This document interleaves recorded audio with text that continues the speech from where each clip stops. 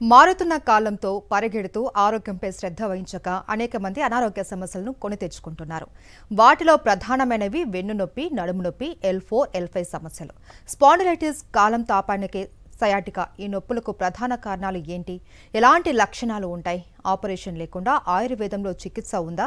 ఇలాంటి మరిన్ని విషయాలు మనకు వివరించేందుకు Vardhan Ayurveda hospital senior doctor Vardhan గారు స్టూడియోలో ఉన్నారు.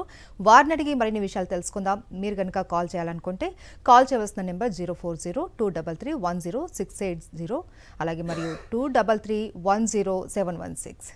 నమస్తే డాక్టర్ గారు. నమస్తే అండి. డాక్టర్ గారు, ఈ మధ్య కాలంలో మనం ఎవరిని చూసుకున్నా కూడా చిన్నపిల్లల నుంచి పెద్దవాళ్ళ వరకు చాలామంది మెయిన్గా చెప్పేది మాకు బ్యాక్ పెయిన్ బాగా ఎక్కువ అవుతుంది అనేసి అంటూ ఉన్నారు. ఏంటి ప్రధానంగా ఈ వెన్నునొప్పి రావడానికి కారణాలు ఏంటి? ఇవి ఎలా వస్తుందంటారు? Be spine oriented or else you will suffer with consequences అని చెప్తూ ఉంటారు. అంటే మనము బేసిక్గా స్పైన్కి ఎక్కువ ఇంపార్టెన్స్ ఇవ్వమండి. నిజానికి ఏంటంటే మనం స్పైన్ని నెగ్లెక్ట్ చేస్తాం. నిజానికి స్పైన్ నెగ్లెక్ట్ అవుతే ఏమవుతుందంటే ఒక్క స్పైనల్ ప్రాబ్లమ్సే కాదు, బ్రెయిన్ డ్యామేజ్ అవుతుంది, మన డైజెషన్ కుంటుపడుతుంది, అబ్జార్ప్షన్ సరిగ్గా ఉండదు, బోన్ స్ట్రెంగ్త్ తగ్గిపోతుంది, హార్మోనల్ ఇంబ్యాలెన్సెస్ వస్తాయి, సెక్షువల్ ప్రాబ్లమ్స్ వస్తాయి. ఇవే కాకుండా మెంటల్ క్లారిటీ కూడా తగ్గిపోతుంది, ఎమోషనల్ అటాచ్మెంట్, ఎమోషనల్ కనెక్షన్ కూడా దెబ్బతింటుంది. అంతెందుకు మీ ఆత్మతో మీకు స్పిరిచువల్ లైఫ్ కూడా ఉండదు. సో ఇవన్నీ కూడా మన స్పైన్ ఆరోగ్యంని నెగ్లెక్ట్ చేసినప్పుడు కలిగేటువంటివి. సో ఇక్కడ నెగ్లెక్ట్ ఎవరు చేస్తాము? మనం ఎప్పుడు చూసినా ఓల్డ్ ఏజ్ కారణం అని చెప్తూ ఉంటాము, మ్యాట్రస్ కారణం అని చెప్తాము, పిల్లో కారణం అని చెప్తాము, మనం వేసుకునే షూస్ కారణం అని చెప్తాము. ఇవన్నీ కారణాలే, కానీ నిజానికి మనం స్పైన్ని నెగ్లెక్ట్ చేస్తున్నాం కాబట్టే ఇవన్నీ వస్తాయి. ఆ నెగ్లెక్ట్ని, మనం నిర్లక్ష్యాన్ని ఎవరు తగ్గించాలి, ఎవరు నార్మలైజ్ చేయాలి అని అంటే మన జీవన విధానాన్ని మార్చుకోవాలి, ఎవరికి వారే నార్మలైజ్ చేసుకోవాలి. ఇక్కడ సింపుల్ పాయింట్ ఏంటంటే మెయింటెనెన్స్ అనేది ఇంపార్టెంట్. వ్యాధి వచ్చిన తర్వాత మనం దాని గురించి బాధపడడం కన్నా వ్యాధి రాకంటే ముందే దాన్ని ప్రివెంట్ చేసుకునేటువంటి ప్రయత్నం చేయాలి. మరి వ్యాధి వచ్చిన వాళ్ళ పరిస్థితి ఏంటి అని అంటే సర్జరీల దాకా వెళ్లకుండా, పెయిన్ కిల్లర్ల అవసరం లేకుండా, కత్తిఘాట్ల అవసరం లేకుండా, అసలు కాంప్లికేషన్స్ లేకుండా ఆయుర్వేదంలో చికిత్సా విధానాలు ఉన్నాయి. ముఖ్యంగా మేము చేసేటువంటి మేరు చికిత్స, మర్మ చికిత్స, పంచకర్మ చికిత్స, రసాయన చికిత్స, వాజీకరణ చికిత్స అనే పద్ధతుల ద్వారా ఇప్పటికి 8 లక్షల మందికి ట్రీట్మెంట్ ఇచ్చాము. వెన్నునొప్పితో బాధపడే వాళ్ళకి 3.5 లక్షలకు పైగా సర్జరీలు, అంటే స్పైనల్ సర్జరీలు కూడా అవాయిడ్ చేయగలిగాం. కారణాలు నిజానికి బేసిక్గా కారణాలకి మనం వెళ్ళినట్లయితే మనం తీసుకునే ఆహారం కారణమే, మన వెయిట్ కారణమే, మనం కూర్చునే విధానం కారణమే, మనం బరువులెత్తే విధానాలు కారణమే, మనం స్ట్రెస్ తీసుకునే తత్వం కూడా కారణమే. సో ఈ కారణాలన్నీ కూడా మనం నార్మలైజ్ చేసుకోగలిగితే దెన్ ఆటోమేటికలీ బాగుంటుంది. రైట్. కాల్ ఉన్నారు సార్, పల్నాడు నుంచి శ్రీను గారు కాల్ చేస్తున్నారు. శ్రీను గారు, డాక్టర్ వర్ధన్ గారు ఉన్నారు, మాట్లాడండి. సార్ నమస్కారం అండి. నమస్తే అండి సార్ చెప్పండి. నాది లెఫ్ట్ సైడ్ కాలు బాగా గుంజుతా నొప్పిగా ఉంటుందండి. ఓకే, ఎప్పటి నుంచి? 10 సంవత్సరాలు అవుతుందండి. మరి దాన్ని ఎట్లా తగ్గించుకుంటున్నారు ఇన్ని రోజులు? అంతే బాగా నిల్చున్నా అండి, బాగా నొప్పి అండి. ఓకే, కాలంతా పీగుతా ఉంటుంది. ఇప్పుడు పడుకునేటప్పుడు పడుకుని కలుపు తీస్తున్నా కాలంతా. ఓకే, అదే పొట్టి కడుపులో వెనక బ్యాక్ అంతా పొరుగు చేసినట్టుగా ఉంటుందండి. అక్కడ ఒక్క దగ్గరే కాదండి, కాళ్ళు మొత్తం 18 లక్షణాలు కనబడతాయి. తొడల వెనకాల, మోకాల వెనకాల, పిక్కల వెనకాల, పాదం మొత్తం వచ్చేటువంటి నొప్పి తీవ్రంగా వస్తుంది. తిమ్మిర్లు, పోట్లు, మంటలు వస్తాయి. ఇదే కాకుండా గజ్జల ప్రాంతంలో అంగస్తంభన సమస్య, శీఘ్రస్ఖలన సమస్య ఇవి కూడా వస్తాయి. ఫీమేల్స్లో అయితే హార్మోనల్ సమస్యలు వస్తాయి. సంసారంలో బాధ కనబడుతూ ఉంటుంది. ఇవన్నీ కూడా ఇబ్బందులు కలుగుతూ ఉంటాయండి. దీనికి ఏంటంటే వ్యాధిని బట్టి, మీ శరీర ధర్మాన్ని బట్టి, స్టేజీని బట్టి మనం ట్రీట్మెంట్స్ ఇవ్వాలి. పల్నాడు అంటున్నారు, విజయవాడ దగ్గర అవుతుండొచ్చు. ఎల్లుండి నేను విజయవాడలో ఉంటాను. ఒకసారి స్క్రోల్ అయ్యే నెంబర్ 04049171819 అనే నెంబర్కి కాల్ చేయండి. అపాయింట్మెంట్ తీసుకొని రావడానికి ప్రయత్నం చేయండి. పాత రిపోర్ట్లు అన్నీ ఉంటే మీ వెంట తీసుకొని వస్తే మిమ్మల్ని చూసి మీ వ్యాధి తీవ్రతను బట్టి మీకు ఏ ట్రీట్మెంట్ ఇవ్వాలి అనేది డిసైడ్ చేద్దాం సార్. రైట్. డాక్టర్ గారు ఇప్పుడే చెప్పారు మీరు కాలర్ తోటి కాలు నొప్పి అంటే చాలా రకాల 18 రకాల నొప్పులు ఉంటాయని, అలాగే వెన్నుకు సంబంధించి కూడా చాలా రకాలు ఉంటాయని అనేసి అంటూ ఉంటారు. అంటే ఎన్ని రకాలు ఉంటాయి, ఈ వెన్ను నొప్పి ఎవరెవరికి వస్తుంది, ఆ లక్షణాలు ఎలా ఉంటాయి ఒకసారి చెప్తారా? ఇక్కడ చాలా క్వశ్చన్స్ అయిపోయాయి. దాంట్లో ఒకటే క్వశ్చన్ ఫస్ట్ చెప్తాను, దాని తర్వాత మళ్ళీ ఆన్సర్ చేస్తాను. బేసికల్గా నడుములో నొక్కుకున్నట్లయితే కిందికి 18 లక్షణాలు వస్తాయండి. అదే మెడలో నొక్కుకుంటే 26 లక్షణాలు కనబడతాయి. దాంట్లో మన చెవుల వెనకాల నొప్పి, కంటి చూపు తగ్గిపోవడం, స్మెల్ తగ్గిపోవడం, అడినాయిడ్స్ లాంటివి రావడం, ఊపిరి తీసుకోవడం కష్టమైపోవడం, అంతెందుకు స్లీప్ యాప్నియా లాంటి కండిషన్ అంటే రాత్రిపూట హ్యాపీగా పడుకోలేని పరిస్థితి ఏర్పడడం, నోట్లో చేంజెస్ రావడం, ఈ గడ్డంకి కూడా తిమ్మిర్లు, పోట్లు, మంటలు రావడం, చెవులలో సౌండ్స్ వస్తాయి, టినిటస్ అంటాం. ఇదే కాకుండా హెడ్ఏక్స్, మైగ్రేన్స్, వర్టిగో అంటే తల తిరిగిపోయేటువంటి లక్షణం కనబడుతూ ఉంటుంది. సగం తల సగం ఫేసు తిమ్మిర్లు, పోట్లు, మంటలతో కూడుకొని ఉంటుంది. చెస్ట్లో పెయిన్ వస్తుంది, అసిడిటీ, వామిటింగ్ సెన్సేషను ఇవన్నీ కూడా వస్తాయి. భుజం నొప్పి, మోచేయి నొప్పి, ఈ 3 వేళ్ళు 2 వేళ్ళు కూడా తిమ్మిరెక్కుతూ ఉంటాయి. ఇలా 26 లక్షణాలు కనబడతాయి.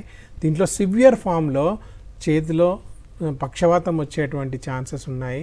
అట్ ద సేమ్ టైం చేతులంతా ఎండిపోయే మోటార్ న్యూరాన్ డిసీజ్ అంటాం. అంటే గ్లాస్ కూడా పట్టుకోలేని పరిస్థితి, అన్నం కలుపుకోలేని పరిస్థితి, అన్నం ముద్దలాగా తినలేని పరిస్థితి, 1000 రోజుల వ్యాధి అని కూడా అంటాం. అంటే 1000 రోజులలో చనిపోయేటువంటి పరిస్థితి కూడా ఏర్పడుతూ ఉంటుంది.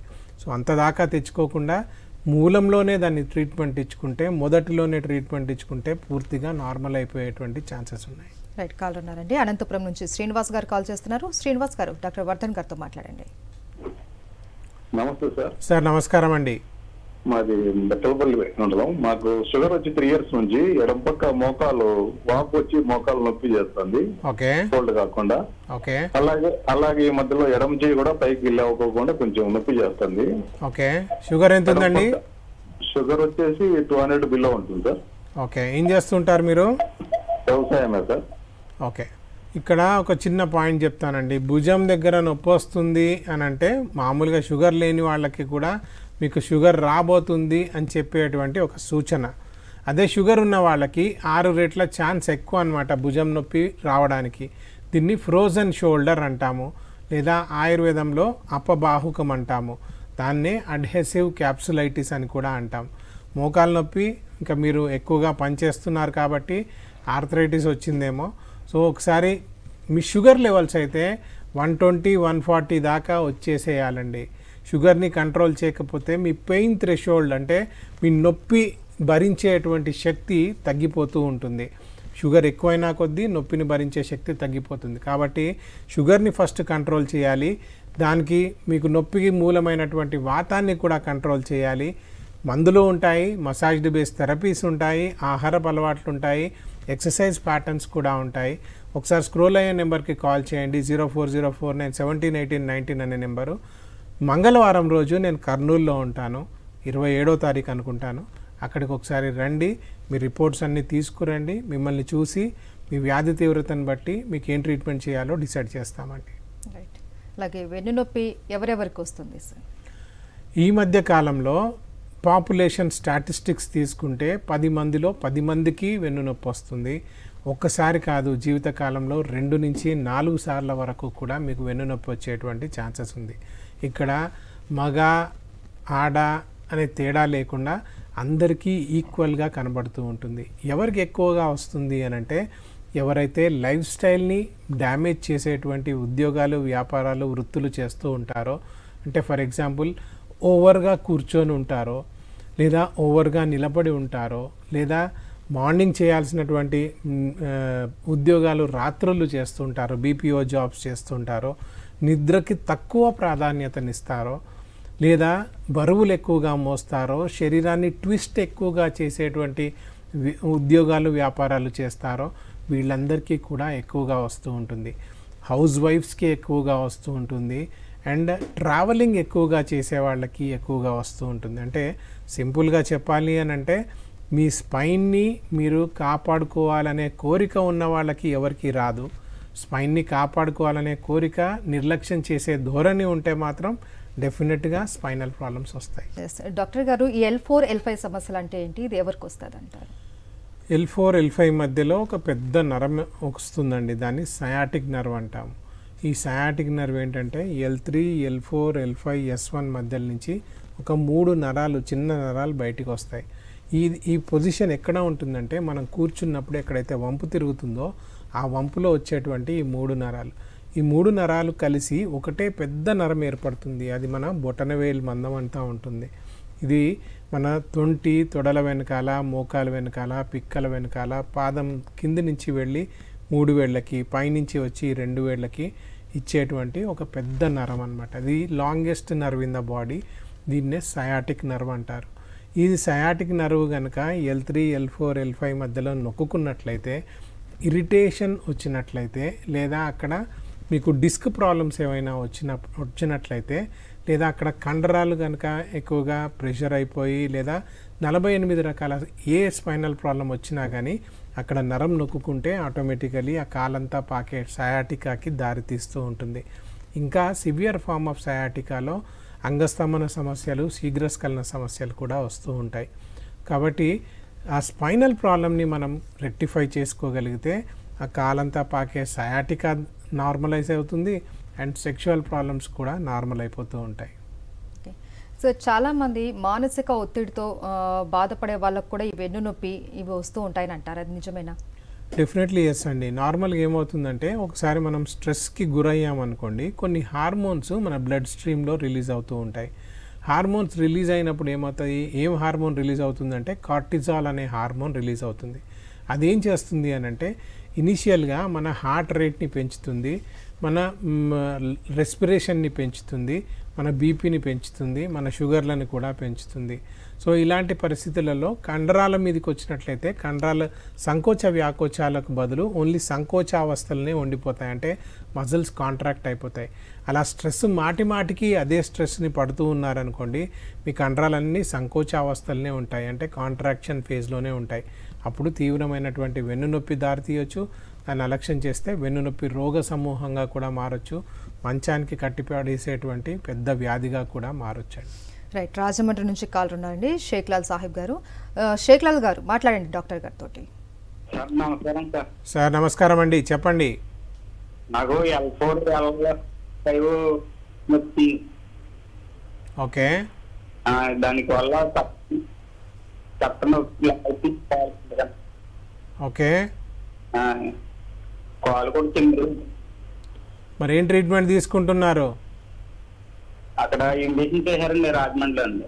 ఎక్కడ, తొంటికి చేశారా లేకుంటే డైరెక్ట్గా వెన్నుకు చేశారా? ఎందుకు చేశారండి. వెన్నుకు చేయించుకోకూడదు కదండి. ఇలాగ వెళ్తే అలాగా ఆపరేషన్ అక్కర్లేదు, ఇలా చేయించుకుంటే తగ్గిద్ది అన్నారు. ఎన్ని రోజులైంది అది చేయించుకొని? ఒక 4 నెలలు అవుతుందండి. 5 నెలలు. ఎన్ని రోజులు బాగున్నారు చేయించుకున్నాక? 1 నెల బాగున్నాయండి. దాని ప్రాబ్లమే అదండి. అది ఎపిడ్యూరల్ షాట్ లేదా స్టిరాయిడల్ షాట్స్ అంటారు. అదేంటంటే స్టీరాయిడ్ మీ వెన్నులోకి, మీకు ఎక్కడైతే డిస్క్ సమస్య ఉందో ఆ డిస్క్లోకి, ఏదైతే వీక్ పాయింట్ ఉందో L4, L5 మధ్యలో ఉన్నటువంటి డిస్క్లోకి ఆ ఇంజెక్షన్ ద్వారా లోపలికి పంపిస్తారు. దాంతో ఏమవుతుందంటే చాలా నొప్పి తగ్గడం పక్కన పెడితే, మీ బీపీ లేని వాళ్ళకి బీపీ వచ్చేస్తుంది, బీపీ ఉన్న వాళ్ళకి కంట్రోల్లో లేని బీపీ కంట్రోల్ దాటిపోయేటువంటి బీపీగా మారిపోతుంది. షుగర్ లేని వాళ్ళకి షుగర్ వస్తుంది, షుగర్ ఉన్న వాళ్ళకి అన్కంట్రోల్డ్ షుగర్స్ వస్తాయి.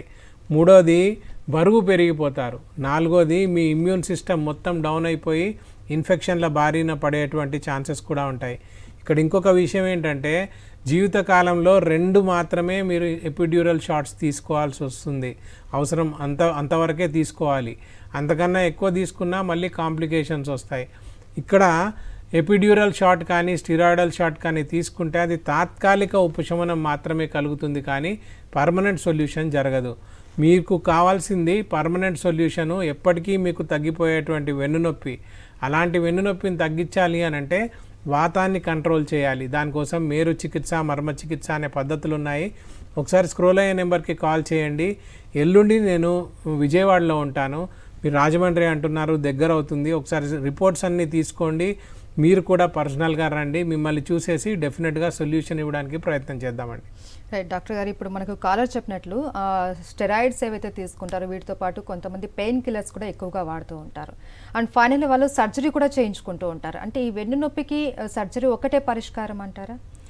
మెయిన్గా ఏమైపోయిందంటే అండి, ఇదంతా మార్కెటింగ్ స్ట్రాటజీ అయిపోయింది. నిజానికి వెన్నునొప్పి రాగానే వెన్నునొప్పికి కారణం ఏంటి అనేది తెలుసుకోవాల్సినటువంటి పరిస్థితి ఉంది. మనం ఏం చేస్తాము, 2 రోజులు రెస్ట్ తీసుకుందాము తగ్గిపోతుందేమో, 2 రోజులు పెయిన్ కిల్లర్లు వేసుకుందాము తగ్గిపోతుందేమో, లేదా ఎపిడ్యూరల్ షాట్ ఇలానే ఎవరో చెప్తారు ఎపిడ్యూరల్ షాట్ తీసుకుంటే తగ్గిపోతుంది అనుకుంటారు.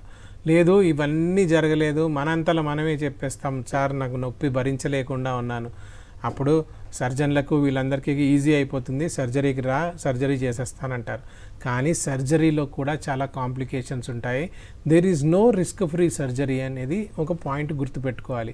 ఈ సర్జరీ కూడా ఎప్పుడు చేయించుకోవాలి అని అంటే, మీకు red flag signs, warning signs కనబడ్డప్పుడు, అంటే యూరిన్ మీకు తెలియకుండా జారిపోయినప్పుడు, లేదా మోషన్ మీకు తెలియకుండా జారిపోయినప్పుడు, క్యాన్సర్ లాంటి కండిషన్ నుండి బ్యాక్ పెయిన్ వచ్చినప్పుడు, లేదా తిమ్మిర్లు పోట్లు మంటలు ఎక్కువగా వచ్చి కాలు చేతులు చచ్చుబడిపోయినప్పుడు, అలాంటి పరిస్థితిలో మాత్రమే సర్జరీకి వెళ్ళాలి. WHO ప్రకారం only 5% of back pain require surgery అంటారు. అంటే 95 మందికి సర్జరీ లేకుండా చికిత్సలు చేయగలము. అదే మేము చేస్తున్నాము. ఇప్పటికీ 8 లక్షల మందికి వెన్నునొప్పితో బాధపడే వాళ్ళకి ట్రీట్మెంట్స్ ఇచ్చాము. 3.5 లక్షలకు పైగా సర్జరీలు, స్పైనల్ సర్జరీలు కూడా అవాయిడ్ చేయగలిగాము. ఇదే కాకుండా 1 లక్షకు పైగా నీ రీప్లేస్మెంట్ సర్జరీలు కూడా అవాయిడ్ చేయగలిగాము.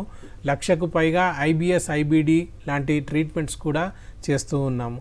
సో ఇక్కడ గుర్తుపెట్టుకోవాల్సిన పాయింట్ ఏంటంటే, తాత్కాలిక సొల్యూషన్స్ అంటే బ్యాండ్-ఎయిడ్, క్విక్ ఫిక్స్ సొల్యూషన్స్ అవసరమా, లేకపోతే రూట్ కాజ్ ఎవాల్యుయేషన్స్ సొల్యూషన్స్ అవసరమా, ట్రీట్మెంట్స్ అవసరమా అనేది పేషెంట్ గమనించాలి. వాళ్లకు అవేర్నెస్ కూడా రావాలి. తొందరగా వెళ్ళి తొందరపాటుతోటి సర్జరీలు చేయించుకొని కాంప్లికేషన్స్ తెచ్చుకునే బదులు మన దగ్గర సర్జరీని అవాయిడ్ చేస్తాము, సర్జరీల వల్ల వచ్చిన కాంప్లికేషన్స్ని తగ్గించడానికి ప్రయత్నం చేస్తాము. తక్కువ స్టేజ్ నుంచి ఎక్కువ స్టేజ్కి వెళ్లకుండా మనం ట్రీట్మెంట్స్ సహాయపడతాయి.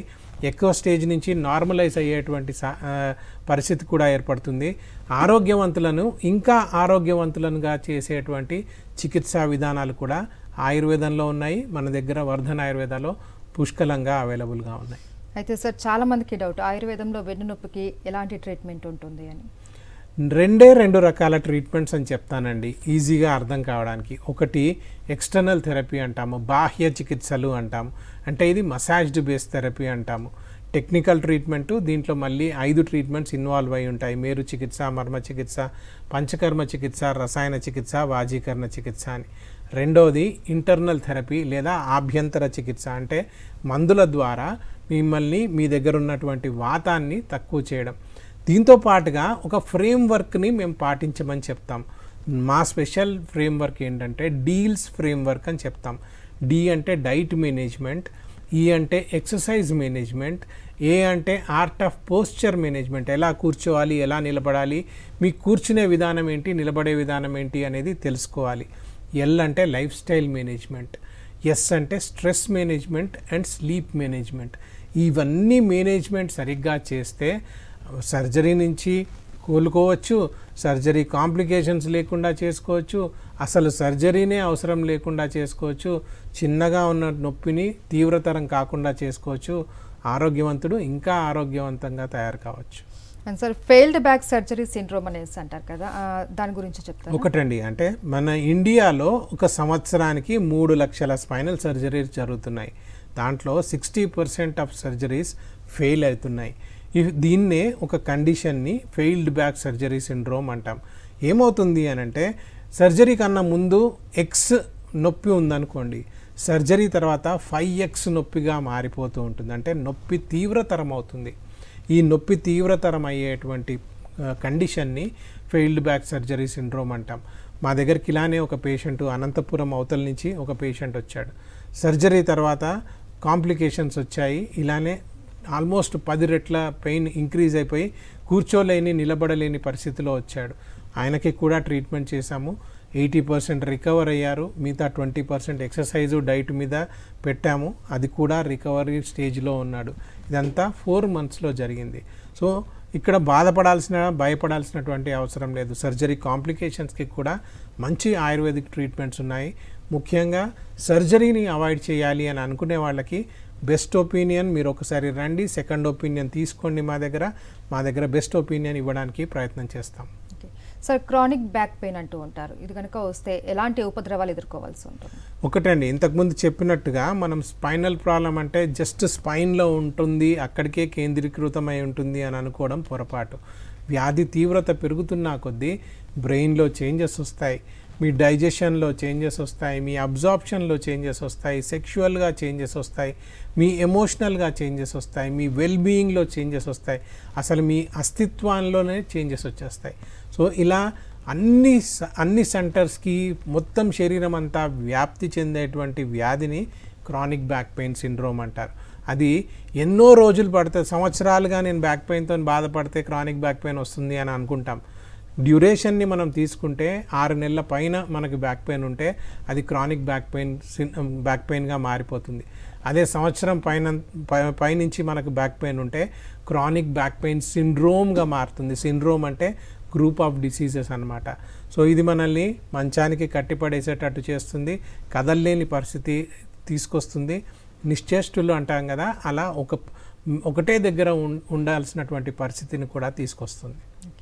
అయితే ఈ వెన్ను నొప్పి రాకుండా ఉండాలి అంటే మన జీవన విధానంలో ఎలాంటి ఆరోగ్యకరమైనటువంటి సూత్రాలు పాటించాలంటారు? హితాహార విహారానాం సదాచార నిషేవనాం లోకద్వయ వ్యపేక్షానాం జీవితం అమృతాయతే అంటారు. చాలా సింపుల్గా చెప్పేశారు ఆయుర్వేదంలో. హితాహార విహారానం అంటే హితకరమైనటువంటి ఆహారాన్ని సేవించడం, హితకరమైనటువంటి పరిస్థితులలో ఎక్సర్సైజ్ ప్యాటర్న్స్ ఇవన్నీ పాటించడం. సదాచార నిషేవనం అంటే మన ఆచారాలను, డ్యూటీస్ని, రెస్పాన్సిబిలిటీస్ని కరెక్ట్గా పాటించడం.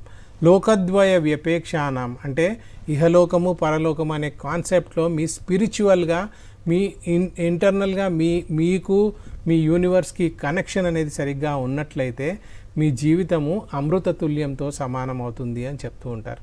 సో ఆహార విధి, ఎక్సర్సైజ్ ప్యాటర్న్స్, మీ స్పిరిచువల్ లైఫ్ ఇవన్నీ కూడా సక్రమంగా ఉంటే, అంటే మీ జీవన విధానం సరిగ్గా ఉంటే మీ సైడ్కి ఏ వ్యాధి రాదు, including the spinal problems. Right sir, Vardhan ayurvedic hospital గురించి చాలా ఇయర్స్ నుంచి వింటున్నాం, మరి ఇంకొకసారి చెప్తారా? మా వర్ధన్ ఆయుర్వేద హాస్పిటల్ ఇప్పటికీ ఎస్టాబ్లిష్ అయ్యి 25 ఇయర్స్ అండి. మా సూపర్ స్పెషాలిటీ స్పైనల్ కేర్, దీంతో పాటుగా మేము skin care, sexual care, infertility, gastro and liver care ఇవి కూడా చేస్తాము. అండ్ క్యాన్సర్కి కూడా ట్రీట్మెంట్స్ ఇస్తాము. ఒకటి కాదు, 8 లక్షల మందికి బ్యాక్ పెయిన్తో బాధపడే వాళ్ళకు ట్రీట్మెంట్స్ ఇచ్చాము. 3.5 లక్షల మందికి సర్జరీస్ కూడా అవాయిడ్ చేశాము. So IBS, IBD, liver cirrhosis ఇవన్నిటికీ కూడా అత్యుత్తమమైనటువంటి ట్రీట్మెంట్స్ అందిస్తూ ఉన్నాం.